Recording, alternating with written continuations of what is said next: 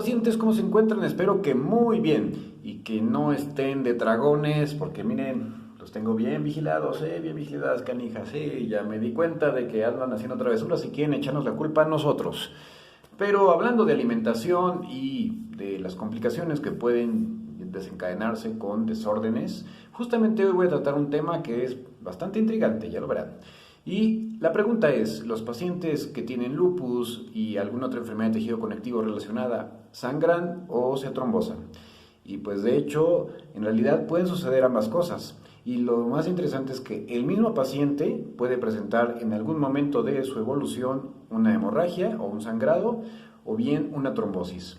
Esto sobre todo pasa en aquellos que tienen síndrome de anticuerpo antifosfolípido y pues el síndrome por sí mismo usualmente se manifiesta como trombosis, de hecho es uno de los criterios diagnósticos.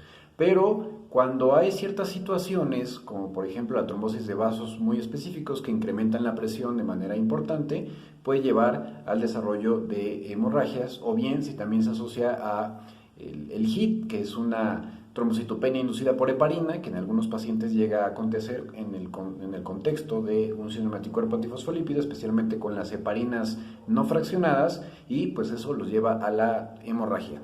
Entonces, ¿de qué depende que suceda o no esta situación? En realidad son múltiples factores, pero en sí la enfermedad puede, pues eso, manifestarse de acuerdo al tipo de anticuerpos que se producen y todos los blancos que puedan llegar a ser precisamente, pues eso, atacados por estos anticuerpos o en este caso autoanticuerpos. Y hablando de esto, bien, lo más frecuente es que de hecho los pacientes con lupus presenten trombosis y especialmente tienen mayor riesgo aquellas personas que pues fuman, usan anticonceptivos hormonales, tienen sobrepeso y obesidad y pues se exponen a algunas situaciones agregadas como puede ser una dieta pues alta en grasas saturadas o alguna otra situación que pues deteriore el balance adecuado de los vasos sanguíneos. Y las hemorragias, pues en realidad es dependiendo de si hay o no ciertos anticuerpos o las consecuencias de. Por ejemplo, hay pacientes que desarrollan anticuerpos contra los factores de coagulación.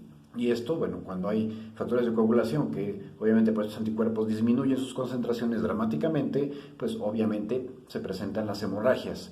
O bien si acontece algo que se llama púrpura trombocitopénica autoinmune inducida por el lupus o algún otro síndrome relacionado, y bueno, si esta disminución importante de las plaquetas es lo suficientemente intensa, habitualmente estamos hablando que por debajo de las 20.000 plaquetas, pero hay pacientes que pueden tener 5.000 plaquetas o menos y no presentan necesariamente hemorragias.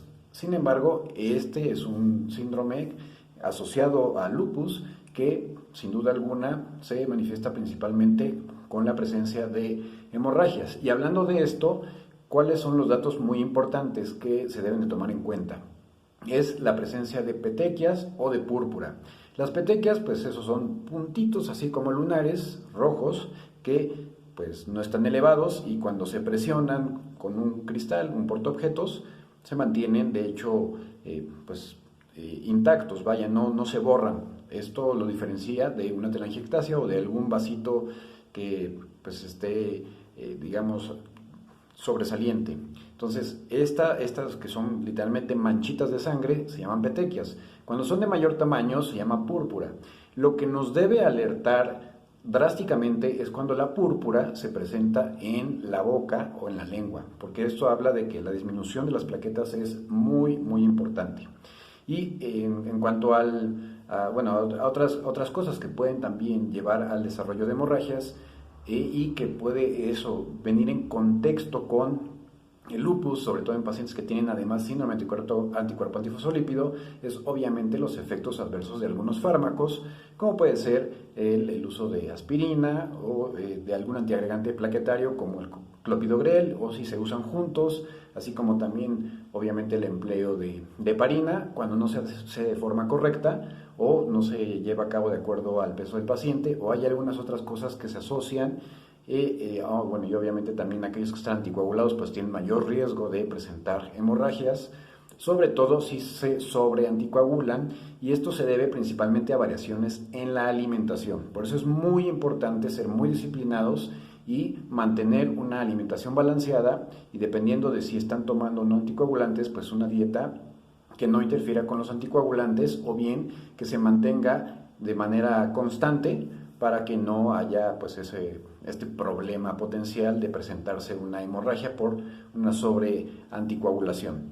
Pero aquí es donde también viene el tema fundamental y trascendente, que son los suplementos alimenticios, que bueno, ya ven que casi ni les encanta usarlos, y hay un montón de gente charlatana que les fascina decir que con los suplementos curan quién sabe cuántas cosas.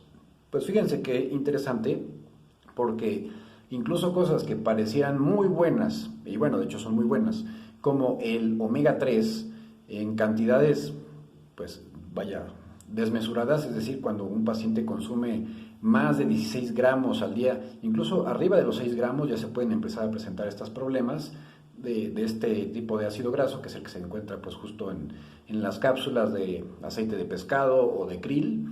Pues bien, el omega 3 tiene la capacidad de disminuir la función plaquetaria, o más que la función, su agregación, y en el contexto de alguien que está anticoagulado o que ya está recibiendo terapia antiagregante plaquetaria como la aspirina o el clopidogrel, pues esto puede llegar a favorecer el desarrollo de hemorragias. Y otro que también pues muchas veces pasa desapercibido o no se tiene en cuenta, incluso se ignora profundamente, es el uso del concentrado de ajo rey, o bueno, de otras formas de ajo, especialmente aquellos que son añejos y que están pues hechos a manera de aceites. Pues incluso también cuando un paciente toma más de la dosis recomendada, que habitualmente estamos hablando de unas 4 cucharadas o más al día, puede favorecer el desarrollo de hemorragias. Nuevamente también debido a los efectos que tiene sobre la disminución de la función plaquetaria, que pues eso puede llevar a este desenlace bastante funesto. Esto por eso es muy importante tomarlo en cuenta, y pues no tomar cosas, no consumir cosas que pues no tenemos idea de si puedan interferir con nuestros fármacos. Además, algo muy interesante es que el concentrado de ajo rey, de hecho, tiene un efecto sobre unas poblaciones de linfocitos que puede llegar a producir una activación de lupus. Así que, ¿cómo les quedó el ojo? ¿Verdad que no está tan fácil? Y bueno, finalmente, perdón, aquellos pacientes que tienen síndrome anticuerpo antifosfolípido, como les decía, lo más frecuente es que se presenten trombosis. Sin embargo, el síndrome anticuerpo antifosfolípido tiene 3, digamos, fenotipos, que puede ser el que predomina en arterias, el que predomina en venas, y el que predomina sobre todo hace complicaciones obstétricas, es decir, abortos recurrentes. El que predomina en arterias, pues es el que va a llevar que los pacientes puedan tener un evento vascular cerebral trombótico, que se puede convertir en hemorrágico dependiendo de qué tan grave sea la situación, o en infartos agudos al miocardio. Y algo muy importante es que más del 80% del daño acumulado con el tiempo en el lupus pues lleva al desarrollo sobre todo de complicaciones cardiovasculares, las cuales están mediadas precisamente por la trombosis. Entonces, en conclusión, no hay que estar haciendo cosas así nomás porque nos lo recomienda la comadre, y pues hasta lo que parece que es muy bueno puede tener repercusiones negativas. Así que pues no se anden ahí pasando remedios de uno a otro, porque cada paciente es diferente y no significa que por tener lupus les va a pasar esto. De hecho, afortunadamente son relativamente infrecuentes estas complicaciones. Lo más importante es que se cuiden, que vayan con el experto y que tengan esa vigilancia periódica. Esto es todo por ahora. Nos vemos.